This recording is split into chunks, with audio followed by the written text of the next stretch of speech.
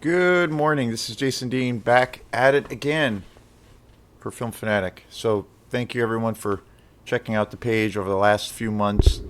I've been having a blast uploading these videos and keeping a ball rolling and trying to keep up with putting up hopefully some good content and to reach an even bigger audience over time. I appreciate people supporting this page. It's been great. It's been growing at a nice pace, and it's cool that there are folks out there that are interested in listening to me talk about the movies I love. So,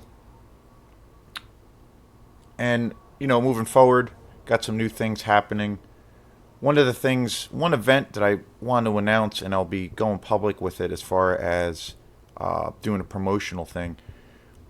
I'm going to be doing a live watch party. And way back when, about a month ago or so, I did a series of where I did the entire Friday the 13th franchise. And one of the things that I wanted to try to do, as well as a couple other things I'm still working on, to kind of culminate the end of that whole series, I wanted to do a show where I did a live watch party. Basically, I was going to have some folks and some friends over, and we were going to watch Freddy vs. Jason, which is an amazing movie. And so I was gonna put together a live show where I was gonna have a party and play this movie with some folks over and record the whole things and put it up on the YouTube channel.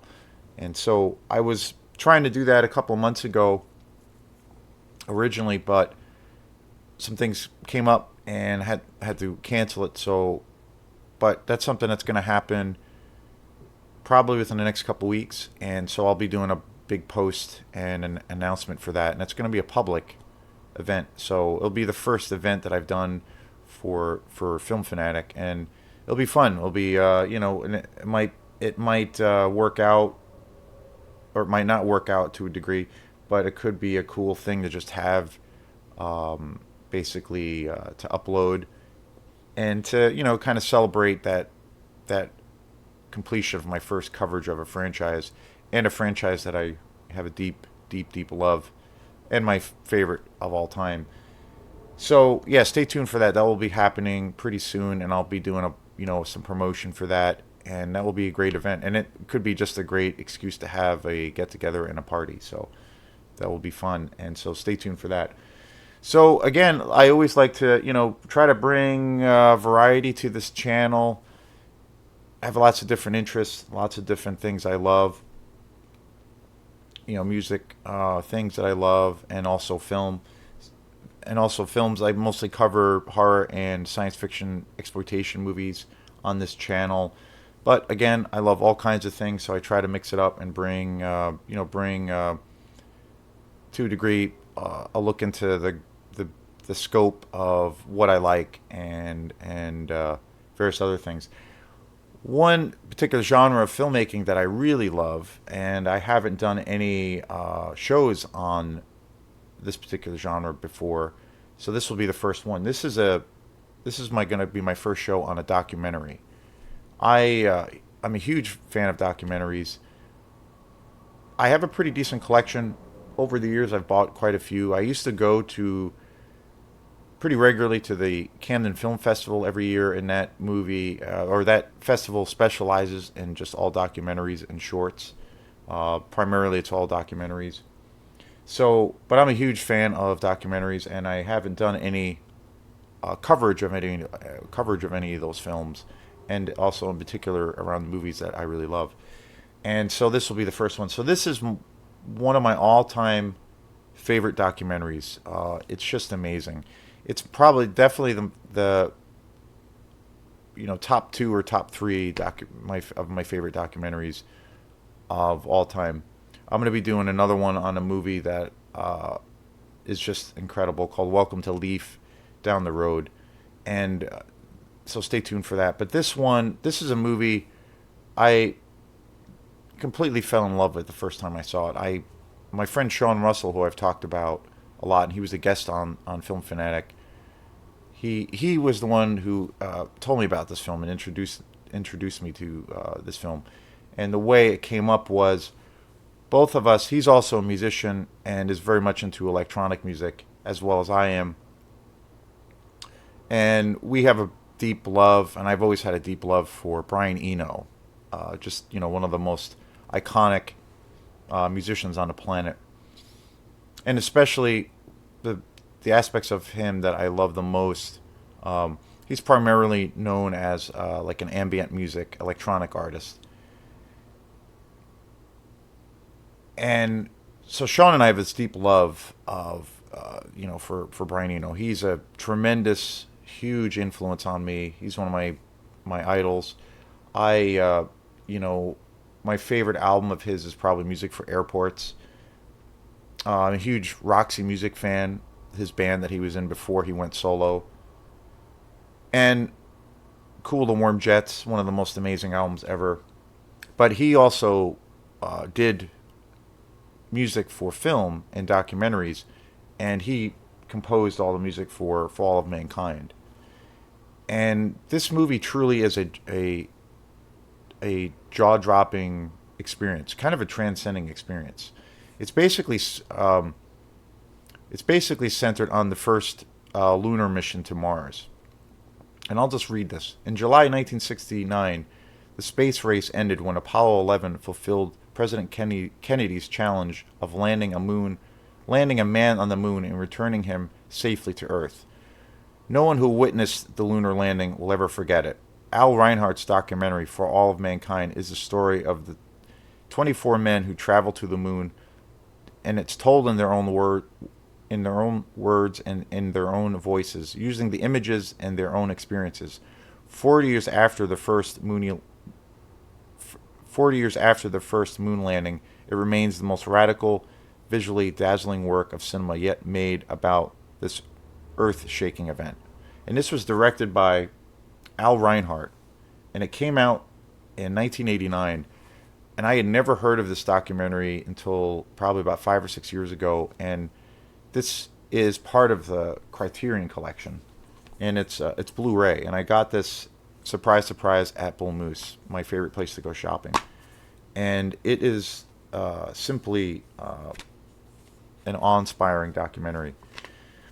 Folks have always seen growing up, myself included, obviously, growing up, we've always seen those images of the first mission to the moon and the first lunar landing, and we've seen that footage. It's kind of part of our American culture growing up, or has been part of our culture growing up, where we've kind of been conditioned to seeing certain kinds of images, and seeing Neil Armstrong talk about his experiences over the years. But this documentary is so interesting and such a rare look into what that experience was. When Al Reinhardt was putting together this idea for this film, and he got the go-ahead from the studio, he had full access to basically the NASA archives. And when NASA had this first mission to the moon, they typically, every astronaut and every facet of the shuttle has there's a series of microphones. So everything that's happening, and also cameras. There's cameras and microphones everywhere. So every second of that collective experience of when of the actual mission was recorded. So when this movie had the green light to be made, this documentary, and Al Reinhardt, decided to make this film, and he had the backing, he was able to access the vault he had keys and vaults basically to the NASA archive. And all of the footage that was taken during the first lunar landing, there was literally, I think, thousands of hours of footage, and also of photos, videos, and also of commentary, basically by the astronauts as they were having this experience, that had never been ever seen or heard by anyone in public before. So Al Reinhardt was able to get access to this, and there was this whole process of after, I guess, when NASA acquired all of this stuff. What they do to preserve all of this material is they basically freeze everything. They put it in these. They take all the footage of the audio and the video, and they put them in these, essentially these like giant freezers, and they archive them and they freeze them for time so they can be preserved for eternity. So when Al Reinhardt was putting together this movie, he was able to access all of this stuff, and he talks about in this documentary, which is just totally mind blowing. Just this part alone, they went through this whole process where essentially they had to thaw out uh, hours and hours, like thousands and thousands of hours of all of this footage and all of this audio. Where literally they had to let it thaw out for them to access it, and then they had the insane task of going through all of the material. And then when they found what they were looking for, and they found things that were, just, um, completely profound in its own way, then the assembly became the next project of assembling all of this footage. So literally, like all of the footage that you see, and all of the audio tracks of this experience um, when these 44 men were put into space, has never been seen or heard before. And so it's literally, you're literally like living this experience in a completely new light, and it's just one of the most incredible experiences as far as from a cinematic perspective. All of the footage of them actually taking off, and step by step when they actually land to where they, and then when they're traveling to the moon, is all footage that we've never ever seen before, and it's completely breathtaking. And also the thing that's one of the most fascinating things, or probably the most fascinating thing about it, is hearing the astronauts talk about their experience about what this whole thing entailed and what it meant for them personally, emotionally, spiritually, and also in the big scheme of things, of where man is essentially this, you know in the bigger scheme of things, is pretty insignificant, and is it doesn't really mean anything in this vast cosmos. And so they talk all about all these things about self-reflection, and also how their whole perception of what they perceive, at least, to be their reality was completely changed, was completely altered after this experience. And it's completely mesmerizing. Definitely the best documentary I've ever seen, ever, that about that deals with space travel. Just blowing. And the music that Brian Eno composed for this film is simply breathtaking. For me, I love so much of his music, but I feel like this might be my favorite music that he's ever composed, or that he's created as a composer. It's all this lush and beautiful ambient electronic music. It's just phenomenal. A few years ago, there was a re-release of all of the music from this movie that Brian Eno had put together, and it was an amazing box set. There was a lot of music on the box set that wasn't included in the movie, and it's one of the greatest sets of music I've ever heard.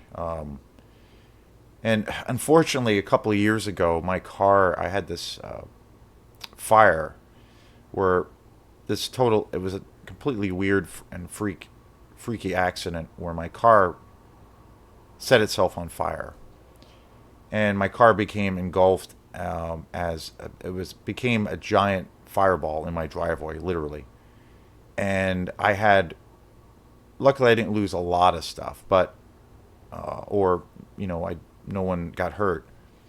But one of the discs that I had was the Brian Eno box set for Apollo, and I lost that, so I have to buy that again, and that was a super. I was so bummed about that, but and I remember it was funny because I had been craving to listen to that set for a long time, and I spent all of this time looking for it, thinking I put it somewhere in my house. I'm looking up my downstairs, going through all my drawers over where my CDs are, my cases. Couldn't find it. Couldn't find it. I'm like, what did I do with it? And then I realized when that whole accident had happened that that box set, that Brian Eno box set, was in the car, and I was super bummed out. And then the other box set that I lost, which I was super pissed off about, as equally, or just probably even more because it had even more music. I had bought also at Goodwill the Ennio Morricone box set, which was he's also one of my favorite composers. He was, you know, a legendary composer. Did all the scores for all of the classic spaghetti westerns, Sergio Leone. Just so many great movies, and just an amazing composer. And they released a few years back. They released a collection of basically all of his film scores, and I had that also in my car, and that was incinerated also. And so both of those sets were very expensive, and they were just beyond gold. So I have to buy those again.